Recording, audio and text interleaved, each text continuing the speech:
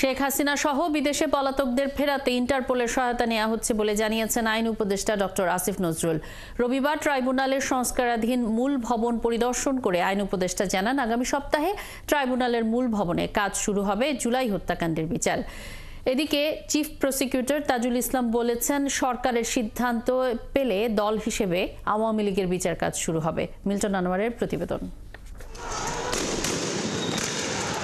জুলাই আন্দোলনে ছাত্র জনতার উপর নির্মম ও নির্বিচার গুলিবর্ষণে প্রাণ হারিয়েছেন কয়েকশো মানুষ, অনেকেই বরণ করেছেন পঙ্গুত্ব। এই হত্যাকাণ্ডকে মানবতাবিরোধী অপরাধ বিবেচনা করে এরই মধ্যে শতাধিক অভিযোগ জমা পড়েছে আন্তর্জাতিক অপরাধ ট্রাইব্যুনালে। সোমবার ট্রাইব্যুনালের সংস্কারাধীন মূল ভবন পরিদর্শন করেন আইন উপদেষ্টা ডক্টর আসিফ নজরুল। জানান, আগামী সপ্তাহে ট্রাইব্যুনালের মূল ভবনে শুরু হবে জুলাই হত্যাকাণ্ডের বিচার। আইন উপদেষ্টা আরও জানান, শেখ হাসিনা সহ বিদেশে পলাতকদের ফেরাতে সহায়তা নেওয়া হবে ইন্টারপোলের। বাংলাদেশকে বিপদে ফেলতে পারে এমন যে কোনো অপচেষ্টা রুখে দেওয়া হবে বলেও জানান তিনি।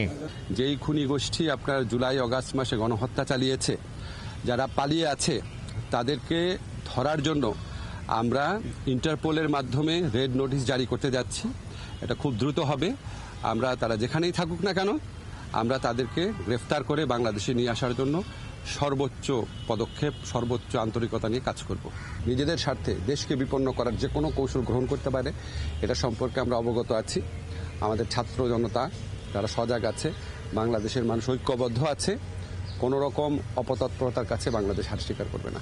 এদিকে চিফ প্রসিকিউটর বলেন, সরকারের সিদ্ধান্ত পেলেই দল হিসেবে আওয়ামী লীগের বিচার কাজ শুরু করবে ট্রাইব্যুনাল। আগে আমরা আসলে ব্যক্তি পর্যায়ের বিচারগুলো করতে চাই এবং যখনই সরকার সিদ্ধান্ত নেবে দল হিসেবে তাদের বিচার প্রক্রিয়াটা শুরু করতে, যেহেতু তদন্ত প্রক্রিয়াটা অনেক দূর এগিয়ে আছে, সেই ক্ষেত্রে আমাদের এই তদন্ত প্রক্রিয়া শেষ করে দল হিসাবে সরকার যখনই বলবেন তখনই আমরা তাদেরকে বিচারের মুখোমুখি করার জন্য প্রস্তুত করতে পারবো।